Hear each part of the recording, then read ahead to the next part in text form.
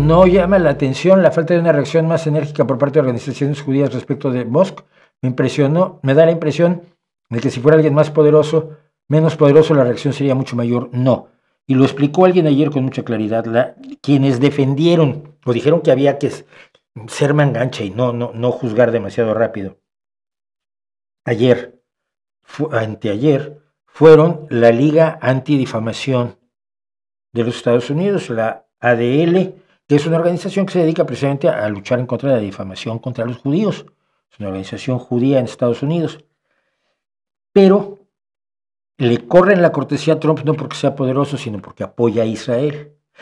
Y no apoya a Israel, apoya al gobierno brutal, violento, asesino, criminal de guerra, criminal contra la humanidad, de Netanyahu.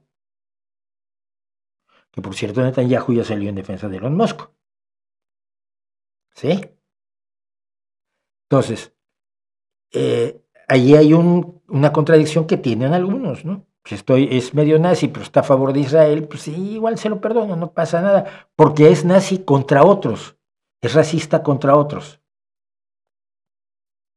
Gran parte del racismo estadounidense, la parte positiva, ha sido la idea de que si apoyas a Israel vas a lograr que la venida del Mesías, el descenso del tercer templo de los cielos y por lo tanto el inicio de la era dorada de la humanidad, como dijo Donald Trump el otro día.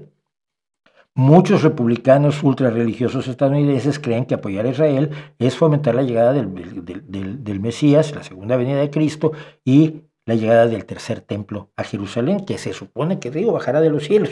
Las creencias religiosas son igualmente irracionales.